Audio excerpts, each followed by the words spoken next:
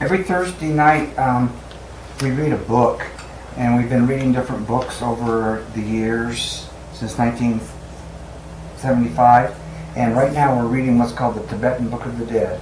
And what the book is about is it's almost identical except in Tibetan words and viewpoint.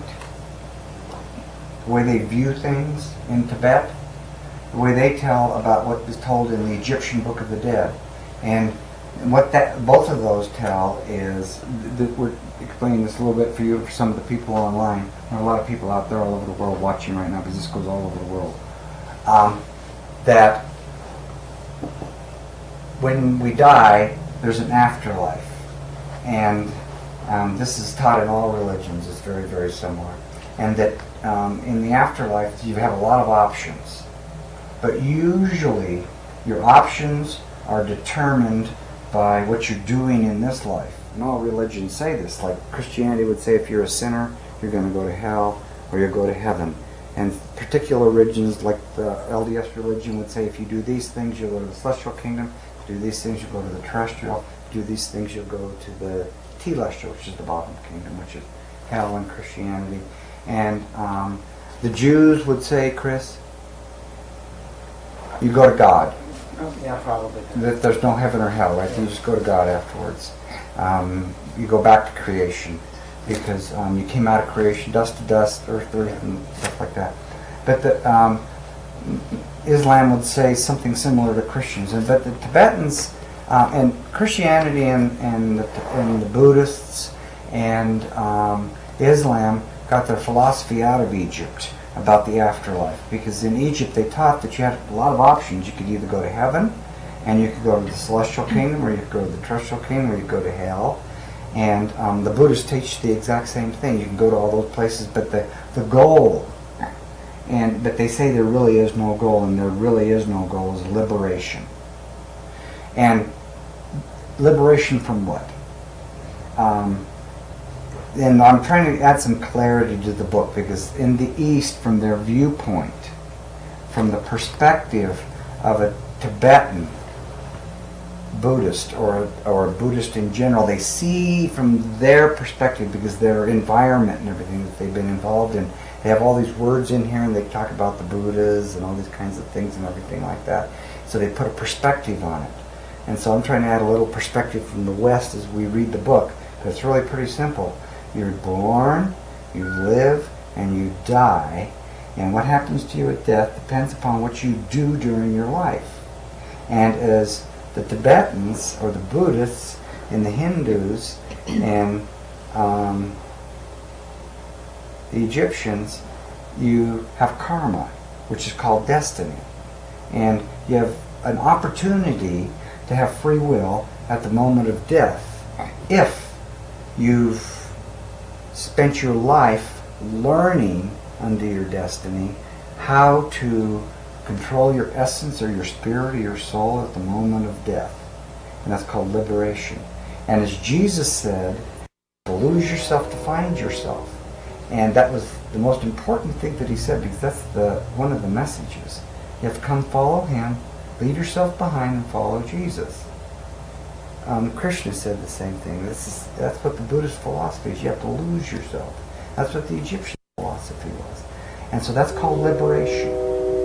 You're going to liberate yourself from yourself, and then you'll find yourself. But until you unload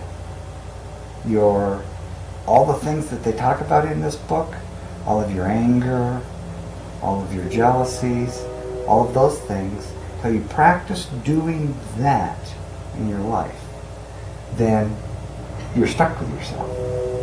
Because that's what yourself is all those things, all those obstacles. And we'll talk about this a lot. We'll get into the depth of it.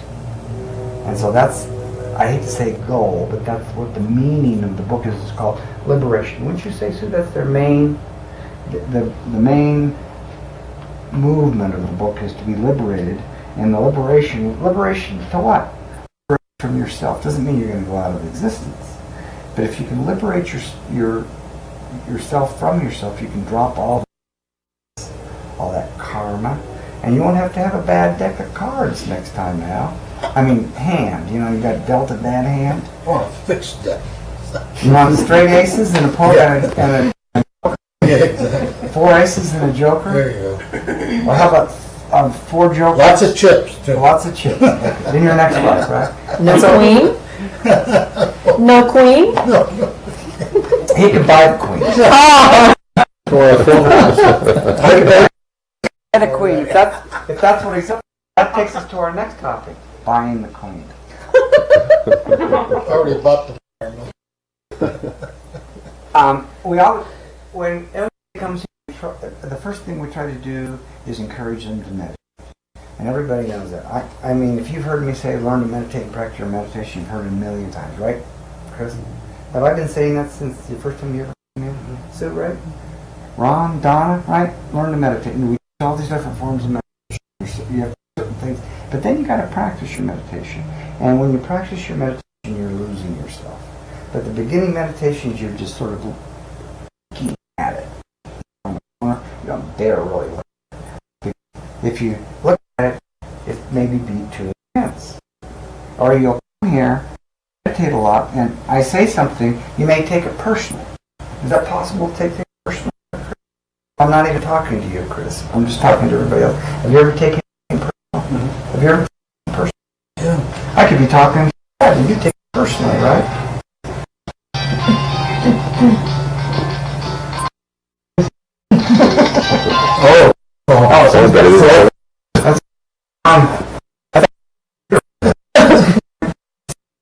Time goes on, you know, and things happen. And there's this old saying. Then, what in the East they mean by you got to save your Pride. your pride. You can't put it in your face, right? We stick it in everybody's face here. Right. And so people get insulted about that. But that is the work here. Now, I've always said, lots of places you can go places in your face with a flower, or they'll sprinkle in your face. They'll talk about it, but they won't talk to you. Now, Chris, of years stuck it in your face, and what does you do? To go, right? I insulted you or hurt you. Did I make you? Did I hurt you? Right? I insulted you. Did I make you angry? Did I make you jealous? Jealous. A little bit. Probably. And other things. Mm-hmm. And so it gave you reason to pack your bags and go on a trip. Right? We said something to you, or said something. That's all I did. Is I said something, or I did something in front of you, or something like that. And it gave you energy to not come around here anymore, right? Did you feel that?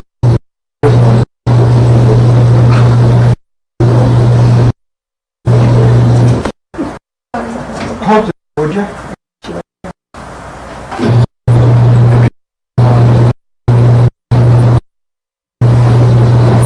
I don't think I've face, right? Right?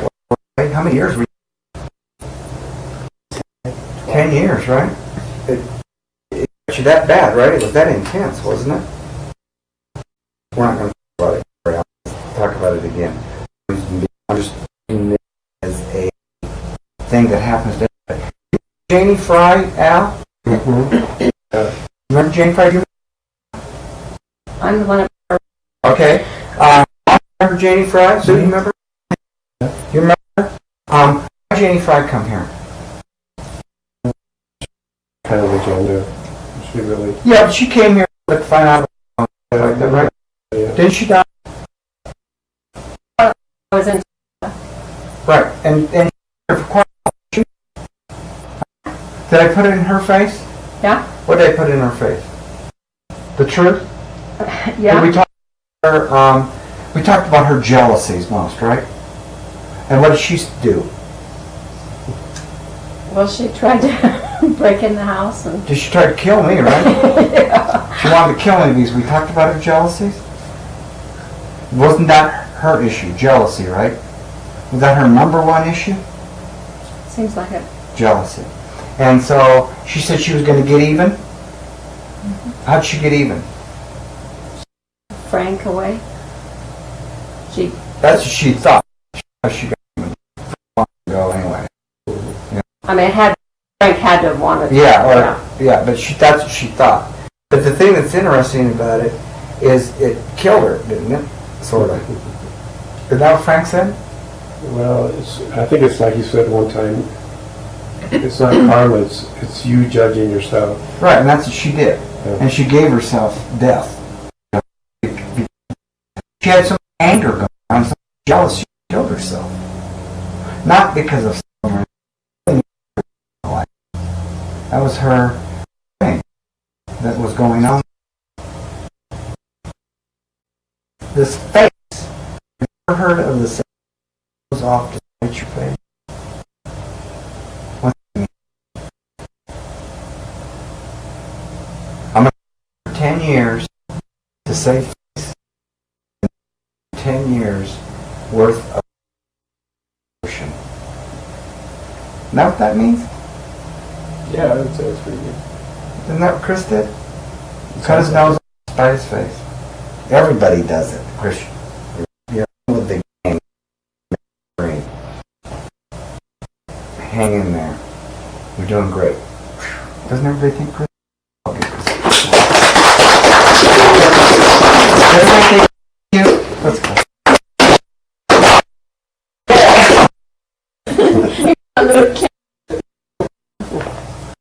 So what do you mean last week, Al, when you said finally you've been and you read clicked? Took 25 years? I think like is this another job? I mean, you come to a class or organization, you know, I mean, of all the places in the world, why am I here? Why? Oh, because you out yourself so you can't hold it as I mean. But anyway, Well, I guess every has heard one. Some of them got involved in it. Maybe one of the flyers, if you didn't get one, you can read about it. Back in 1976,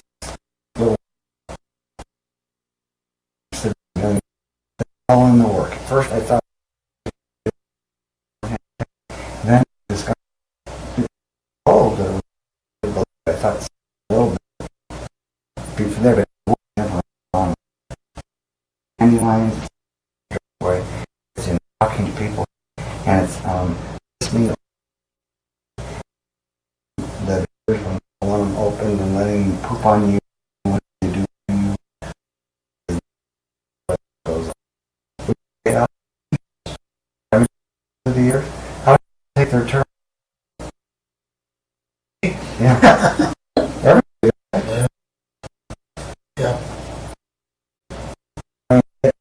But that's my job. I got a job. One of the applications, I'm going to do it. I'm doing it. I continue to do it. And if jealousy, whatever, I'm sorry. Bringing the issue, exposing them to them or whatever, that's my job, right? Me for my job.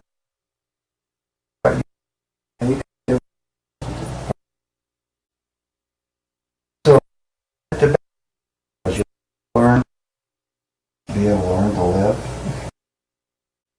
Right? The master knows when they're going to die and how they're going to die. Anybody ever heard that? Have you ever heard Yes. that, haven't you? Oh.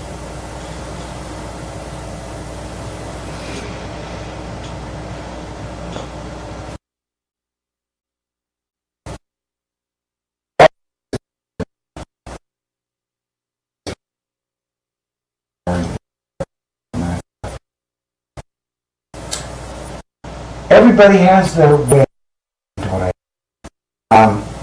I talk about something in life. You can wait 10 years. Wait for the rest of a lot of people. Life. They have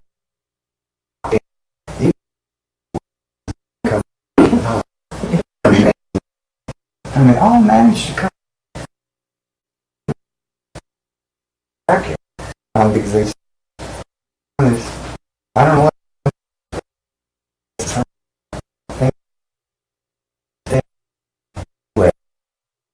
Everybody has their trying out of it. Like Chris, that he didn't say, I'm going to take off. Never going to come back here. I'm around here. Was that sort of what that was? Part of it?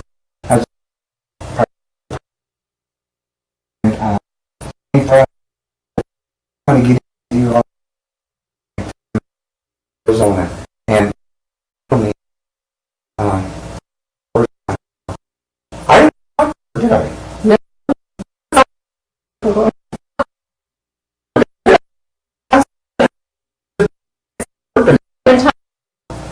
Since she got touched, right? Her blue stuff got touched. It's sort of like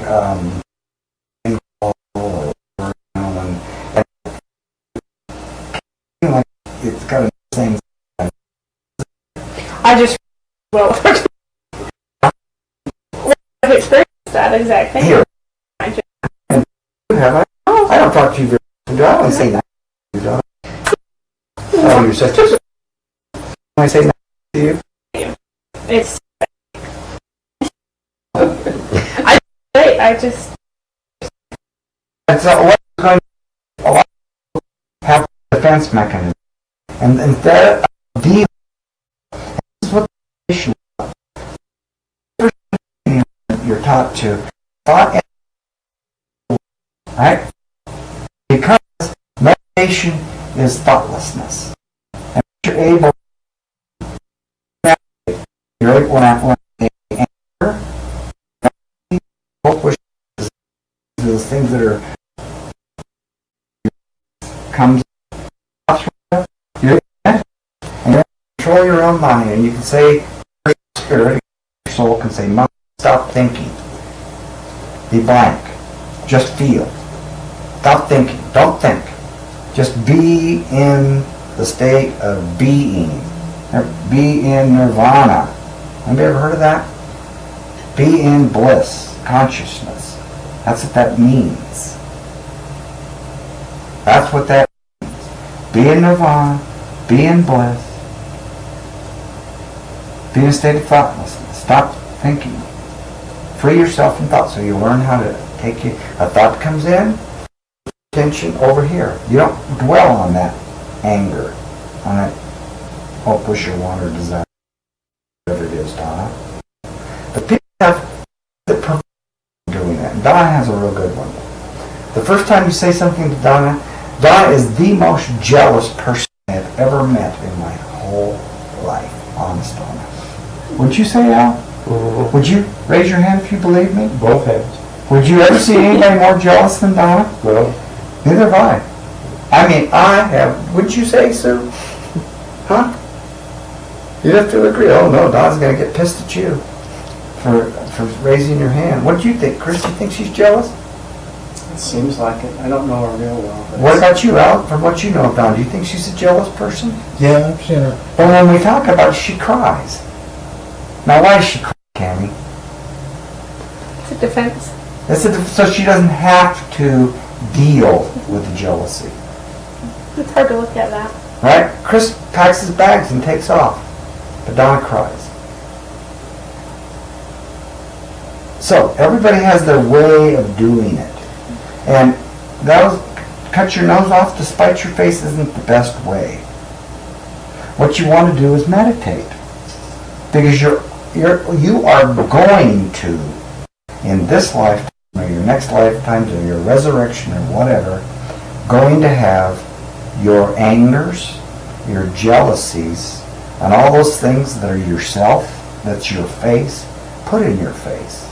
Not necessarily by me, but by life, by existence, by being in it. And the only way you're going to upload them to the state of being or into nirvana, into bliss consciousness, or the celestial kingdom, or heaven, or beyond heaven, beyond the celestial kingdom, into nirvana, into liberation. And if you cry, it's just a cop-out. That's cutting your nose off to spite your face. You're not dealing with it. Or if you run off. Or if you're not doing that anymore. Because the train's not going the way I signed up for. Because I had a predetermined destination. I didn't really want liberation. I wanted the right, all the lots of this and that so I could buy the woman.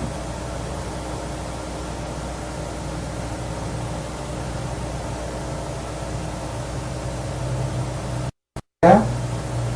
You've had a little bit of that, haven't you? Supposed to be picking on me. Just Donna is on focus. But haven't you done that? Yeah, of course. Yeah. But if you want the woman, you can't buy the woman. She's really yours. Buy isn't really yours. It belongs to somebody else or belongs to the world or whatever, and you just temporarily hold it because it's in your possession. It's got to want to be there. It's want to be there is if it comes to you and wants to you and you don't do anything. Attract it. You can't buy it. If you buy it, the money attracts it, but that's not you. You may hold the money. You may have the bank account. But if you want it, the woman has got to attract you. Right, Chris? Very true. You would agree with I that? would agree with that. So what you do is allow yourself, lose yourself, so you can have attraction. Because as long as you have face on, you got to drop the face, as Osho would say. Of the face. Go of it. If the single women here are looking for a man, or the single men here are looking for a woman, they've got to drop their face and become attractive. Guys without faces you're really attracted to. Yeah. You know what I'm talking about? Yeah. They got an attraction. And it doesn't matter how much money they have. They could have nothing. Be so attracted to them, you'd say, hey, I'll support you, honey. Aren't there some out there like that? Yeah. And that's what's attractive. Yeah. They attract you, man, want to buy you. No. Meditate. That's all you can draw your face. Because as long as you've got thoughts, as long as you've got jealousies and anger, a big face on.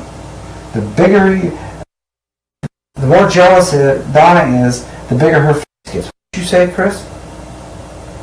The more angry you are, say that the more angry that Chris is, the bigger his face is? Yeah, there's a certain repulsion. Because People pick it's a vibe. And you got to drop your wishes, wants, and desires and be a state of bliss.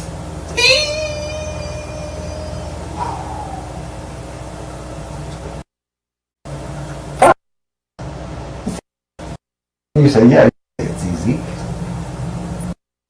Surrender to do that. And so you become a work of creation and you give yourself away, there's nothing can't have because you don't have any wants, so you have everything. When you want something, you don't have it because you want it. If you don't want it, it just sticks to you. Like things floating through the air, they stick on you. And they're sticking on you, you have to pull them.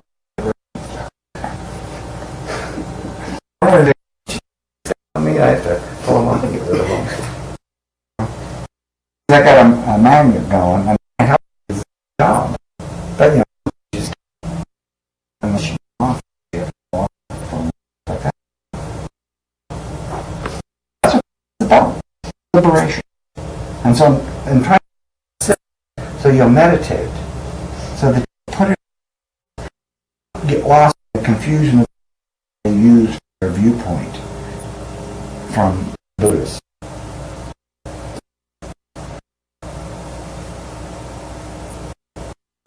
Mormons are an example of it.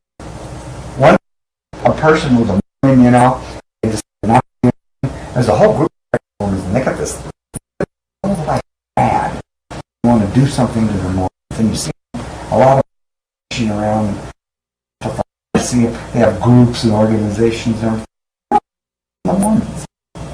And they got a fan that is as big as this building. And it's something, they got a case on, you know, and it's they got stick in it. Use them as an example, yeah? Driving? Oh, against drunk driving. They have a better cause. They have a kid got something. But that's more fun to watch angry people, you know, they can't be ever. And then you all of them went up to Oregon. The Oregon story was, you know, he started out, came to the United States, had a really nice group, and came into the state, and they put that 60,000 acre ranch up. Everybody, he tried to teach it to them, and then they turned. He was teaching to them and everything into something that he wasn't really. Everybody dropped dead from. And then him. His companion, his head secretary, was in charge of stealing all of his money and shooting out accounts in Switzerland, and got him to shoot him in the butt with poison dart, and they got his doctor instead. And he knew what kind of poison it was, and he took it in. They were so jealous. They refused to meditate, and the way that he tried to explain to them, they twisted it. And then so I'll do it this way. I know how to meditate. This way you do. I don't want to do that and everything. I'll do this meditation over here. Take put those together and put those and rub them on my head. That's how you meditate. Because it starts to work, and then you get angry because it's working on them, because I it, and they take a crystal altar and run off and try to make it happen on their own. That's happened around here, hasn't it, Donna? He took a whole bunch of crystals off the altar and go home and tried to start his own thing. Lots of people done. I can't remember them all.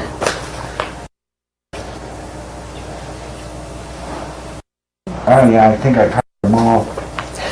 Pilar's online. She's hi to everybody. Hi, Pilar. She been on the whole time? She been on the whole time?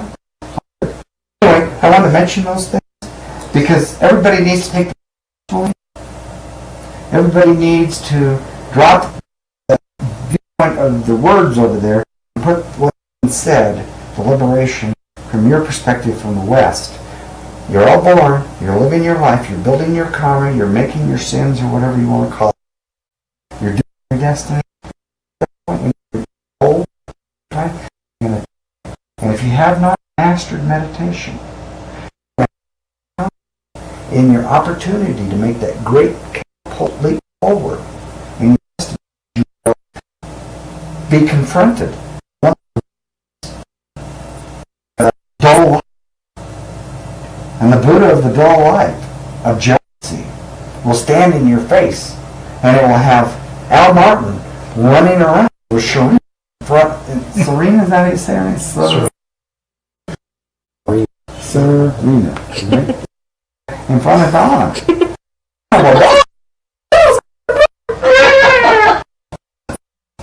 Huh? See, got the Hogan, a bunch of kids have nothing to do with it anymore.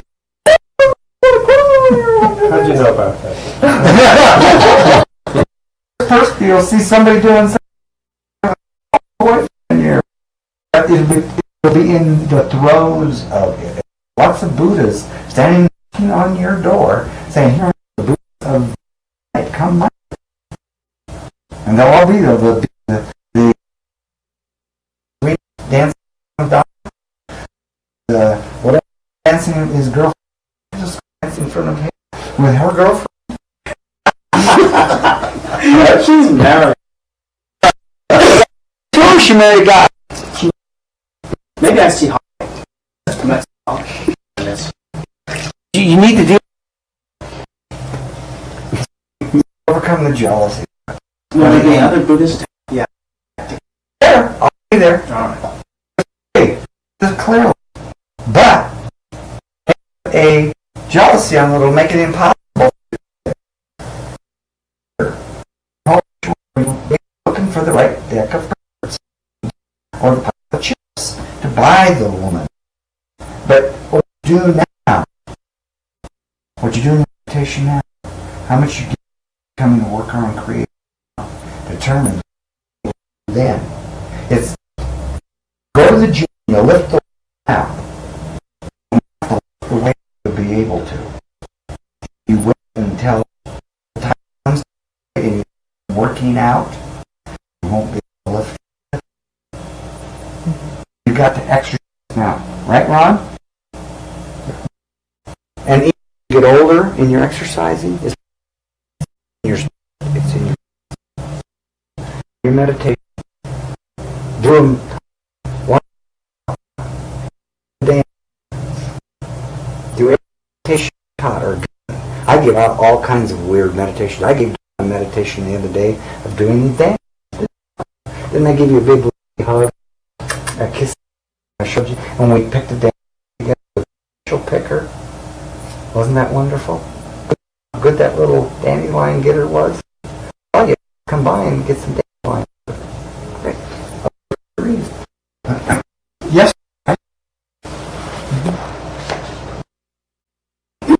So we back Start over since 131. 131.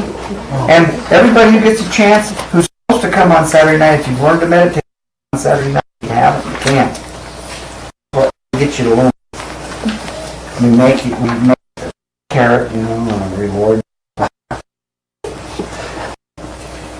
So you come on Saturday night until you learn to meditate, but everybody's qualified to come on.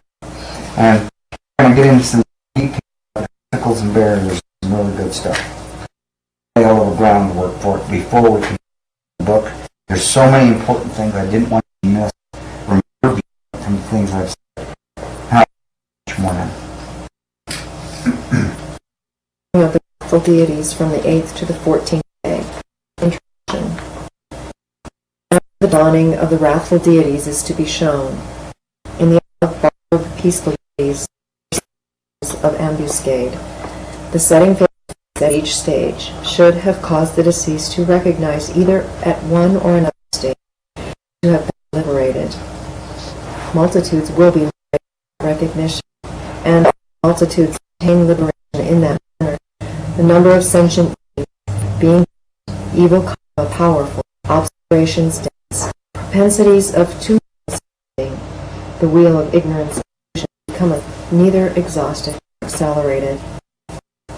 Although all be set face to face in such detail, there is best prominence those who are down and liberated. Okay, I'll stop the read. What they Cammy? Although All those set face to face. setting face to face when you're talking to the dead person, right? Yeah. Going through the transfer, even though they've been taught. Here you don't want I'm narrating. unable to hear because of karma or Because they got their because of attention their on what? habits. On- Right. And what are these propensities? Jealousies? Ignorant. Ignorance? Anger? choose to practice in their lifetime. They can't lift the weight when the time comes. This, I want and sort of try to put what we just talked about into the... Therefore, after the cessation of the peaceful and knowledge-holding deities who come to welcome one, the 58 flame-enhaloed, wrathful, blood-drinking... Okay, I'm going to stop. So, there are going to be things there. The good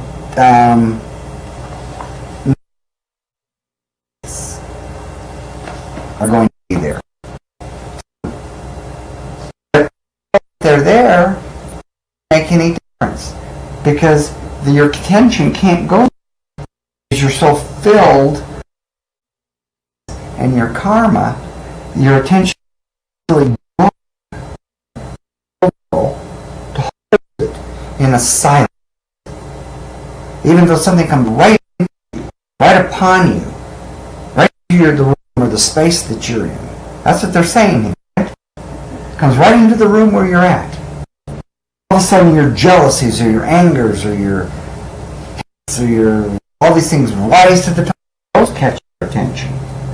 Versus being in the silence of the bliss and their nirvana and that state of being that you can practice now. And that's what the meditations are.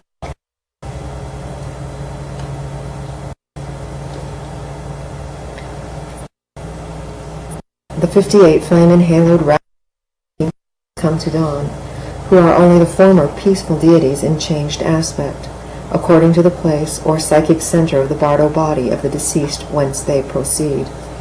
Nevertheless, they will not resemble them. There's a footnote. Up to the time the 58 from the heart and throat psychic centers of the deceased have dawned. Deities dawn from the brain psychic center. They are the breath, reflex form, who, when contrasted with the wrathful aspects, include the knowledge-holding deities. I'm sorry, but I'm waiting. Al had the question the other day. Well, boy, this book sounds really bad. It sounds like everybody's going to hell or whatever. No, don't worry about that. You guys will have just as good as life in the afterlife as you are now. The exact same life. He's just on a continuance. Bad. Unless you think life right now is very bad. I mean, without Steve, I don't know if that's bad or not for you. Or Chris, is that? I could handle it. You can handle it? Good, okay. Maybe with that. As long as you give a little once in a while? Sure. Okay. Yeah. It says blood drinking deities. Don't worry about those guys. No, I wouldn't. No, because you have... Just like the murderers that we have here. You meet all the time, right? Yeah. Yeah. You're a blood drinking deity. It's full of blood. Anyway, there's nothing wrong with that. It's a good... Are they, Chris? Not too bad. They could be better. Could be better. That's what I'm saying. That's what I'm saying here. Could be better, right? And that's what these things are about. Could be better. And so if it gets better, you can take yourself to the bliss you can be in it now, rather than having been without, I would say. Right, Ron? Yep. Ron's with. Aren't you with right now, Ron?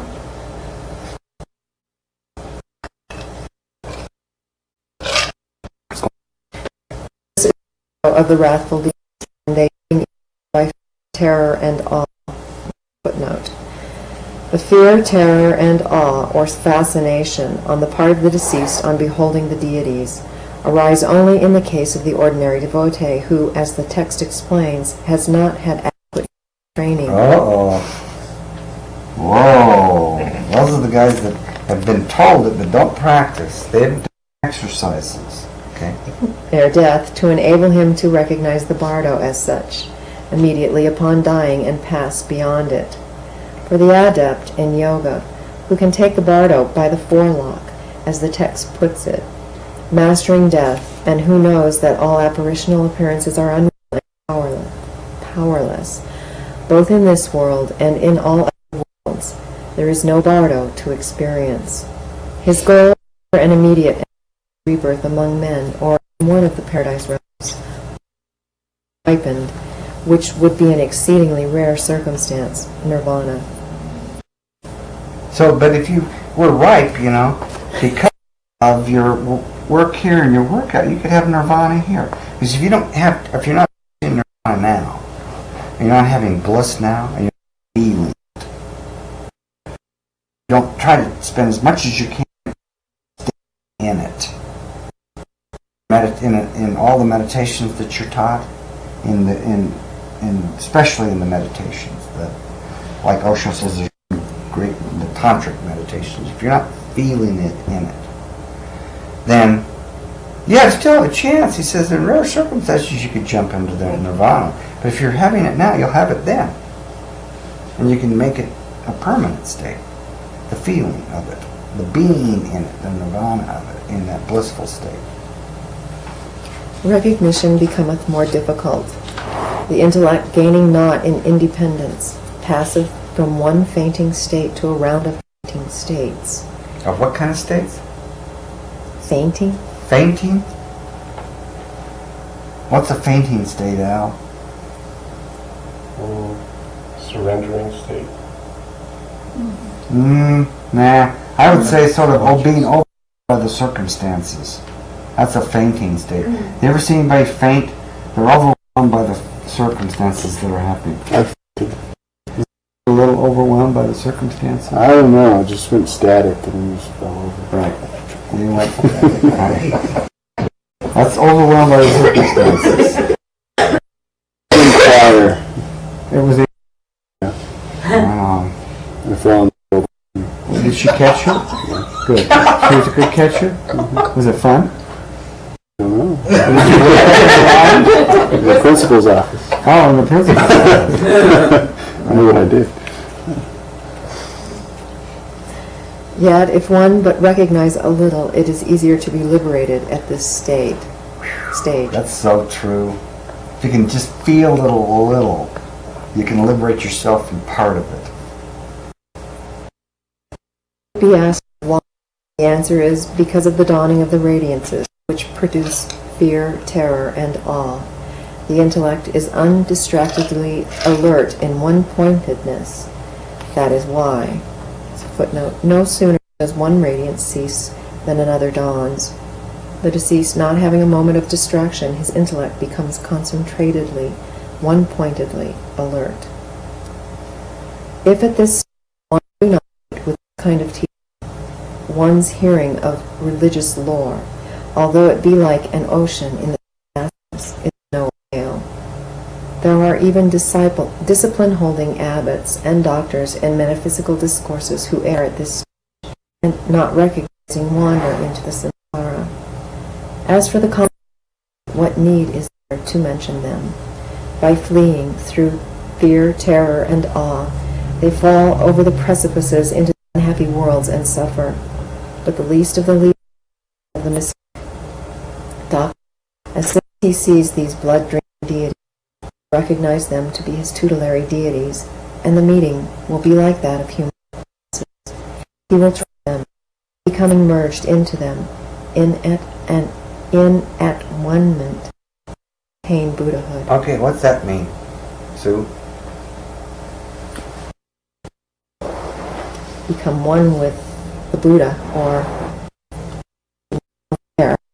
How's that? How do you do that? Let's just say that you're there. You've just gone through the transference. You're in the bardo. You become one with the Buddha. You drop yourself.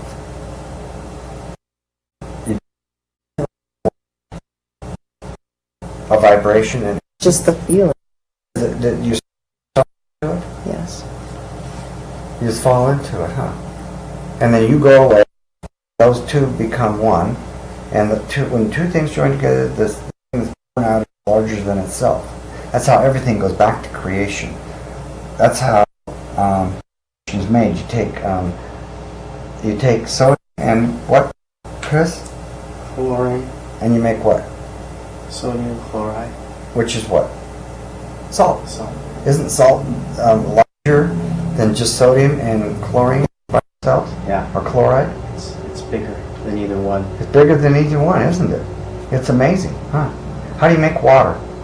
You take 2 atoms of oxygen. They coat electrons. And they're right in a bond. One. They're still there as entities, right? The elements that go together, but they become something. Water, right? Well, I guess you would take sodium chloride and get it together with those other 3 guys. You've got They the got ocean, a big party going on. and you've got the ocean. Yeah, you got a big party. You've got the ocean, right? And the ocean is, Yeah, and the seas. yeah. Is that where all life comes from? It's called the cradle of life. Yeah, the ocean, is the cradle of life. That's where everything's born out of.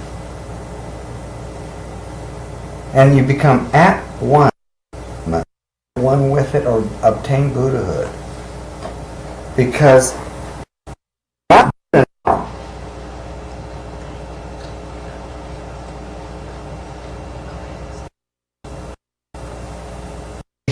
choice on.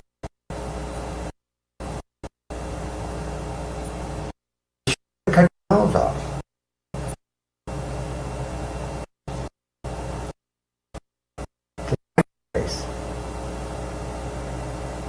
I think that was probably some Confucius guy, probably, wouldn't you say? From the East. That's probably some fault. Nose off to spite your face and found it for.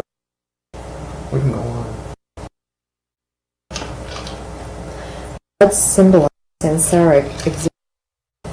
The blood drinking, the thirsting drinking of, and the quenching of the thirst for samsaric existence. For the devotee who, even at this stage, can be made to realize that these deities are thus but the karmic personifications of his own propensities, born from having lived and drunken life, and who has in addition the supreme power to face them unwaveringly, meeting them like old acquaintances, and then losing his personality in them, enlightenment as to the true nature of samsaric existence dawns, and with it the all-perfect illumination called Buddhahood.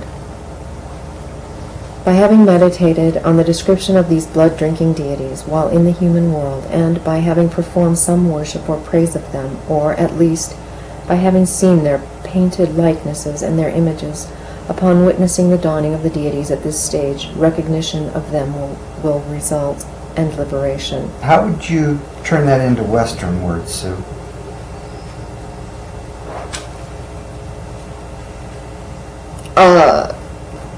I would say, well, I mean, like for me, or Yeah, for us here. Wouldn't it be learning like the reading, meditations? yeah, doing the meditations, coming to the meetings, participating in whatever's happening here, and reading the books, doing the study guide. I don't know.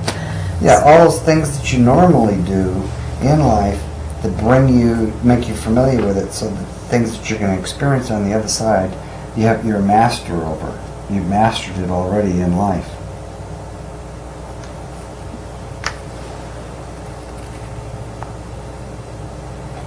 Again, at the death of those discipline-holding abbots and doctors in metaphysical discourses who remain uninstructed in these Bardo teachings, however assiduously they may have devoted themselves to religious practices, and however clever they may have been in expounding doctrines while in the human world, there will not come any phenomenal signs, such as rainbow halo, at the funeral pyre, nor bone relics from the ashes. Thinking won't do it? No, it won't do it.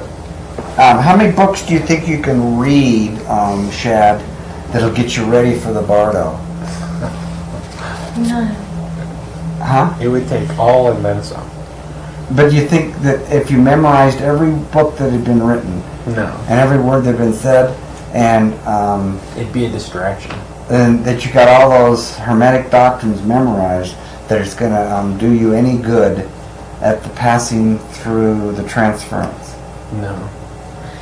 Because all those things Do they you build from a knowing bigger face? yourself. Yeah, exactly. They make a bigger face, don't you think? Oh yeah.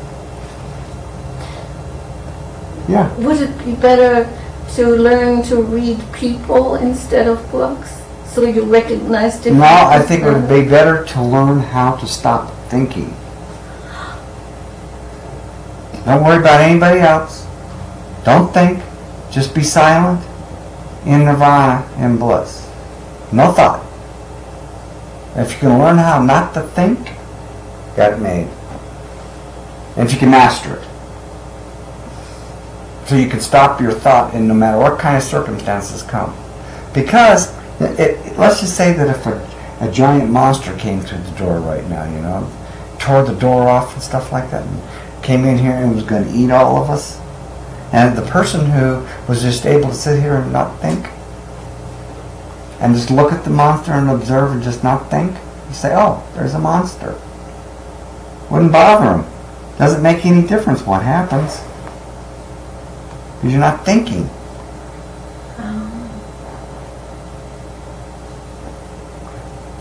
This is because when they lived, the mystic or esoteric doctrines were never held within their heart, and because they had spoken contemptuously of them, and because they were never acquainted through initiation with the deities of the mystic or esoteric doctrines.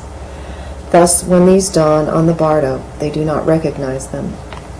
Suddenly, seeing what they had never seen before, they view it as inimical, and an antagonistic feeling being engendered, they pass into the miserable states because of that. Therefore, if the observers of the disciplines and the metaphysicians have not in them the practices of the mystic or esoteric doctrines, such signs as the rainbow halo come not, nor are bone relics and seed-like bones ever produced from the bones of their funeral pyre. These are the reasons for it. There's a footnote: to believe prevalent among almost all peoples since immemorial time, that unusual phenomena commonly mark the death as the birth and funeral of a great hero or saint also prevails among the Tibetans, and the Lamas hold that such phenomena have a purely rational explanation, such as our text herein suggests. Furthermore, the Lamas maintain that if a reputed saint be really a saint, among the charred bones from his funeral pyre there will be found some shaped into beautiful forms like images, and that small pearl-like, or, as the text has it, seed-like modules will appear in the ashes of the bones cremated. The least of devotees, who may seem to be of very unrefined manners, unindustrious, untactful, and who may not live in accordance with his vows, and who in every way may be inelegant in his habits, and even unable perhaps to carry the practices of his teachings to a successful issue. Let no one feel disrespect for, nor doubt him, but pay reverence to the esoteric or mystic doctrines which he holdeth. By that alone one obtaineth liberation at this stage.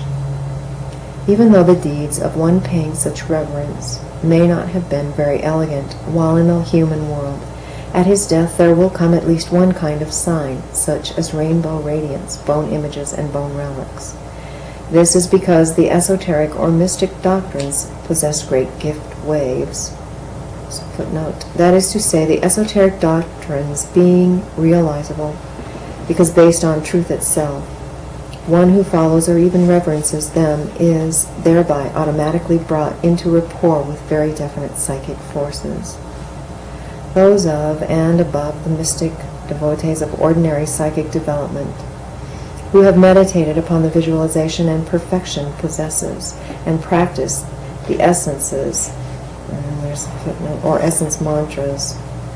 That is to say, those devotees who have practiced in a thoroughly scientific manner under a competent guru the intonation of certain sacred mantras, called essence mantras. Wow, they call them that, don't they? Mm-hmm. Essence mantras. Amazing.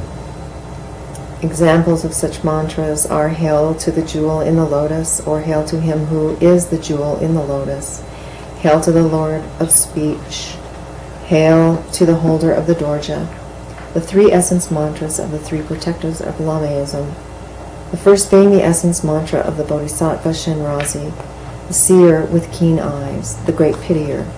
The second, that of the Bodhisattva Zhampalyang, the god of mystic wisdom, and the third, that of the Bodhisattva Shaktor, the wielder of the thunderbolt. Need not wander down this far on the Chonyad Bardo. As soon as they cease to breathe, they will be led into the pure paradise realms by the heroes and heroines and the knowledge holders. Another footnote. Following passage from a prayer on behalf of the dying person in the Book of the Craft of Dying. When thy soul passeth out of thy body, may glorious companies of angels come against thee. The victorious host, worthy judges and senators of the holy apostles meet with thee. The fair, white, shining company of holy confessors, with the victorious number of glorious martyrs, come about thee. The joyful company of holy virgins receive thee, and the worthy fellowship of holy patriarchs open to thee the place of rest and joy, and deem thee to be among them, that they be among everlastingly. As a sign of this, the sky will be cloudless. They will merge into rainbow radiance. There will be sun showers, sweet scent of incense in the air, music in the skies, radiances, bone relics, and images from their funeral pyre. Therefore, to the abbots or discipline holders, to the doctors, and to the mystics who have failed in their vows, and to all the common people, this Lodal is indispensable. Footnote. The lamas maintain that, while mere goddesses and goodness and book knowledge are desirable in devotees seeking liberation, spiritual wisdom coupled with unshakable faith, and the setting aside of all intellectualisms are indispensable. One of the precepts of the great Tibetan yogis taught to all neophytes is, difficult indeed is it to obtain liberation through intellectual knowledge alone. Through faith, liberation is easily obtained. What'd that last part say, Shad? It said all the books in the world are not going to make it any easier. Okay, why don't we stop there? Right?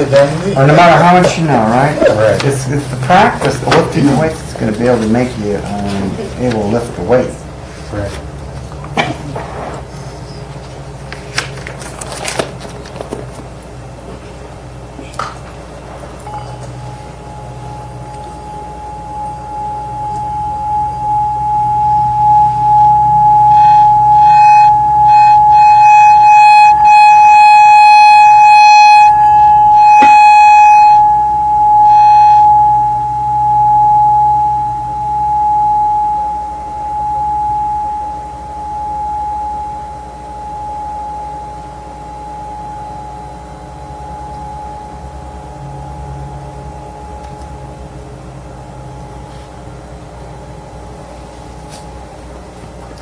Everybody who can make it on Saturday night ought to really try to do it.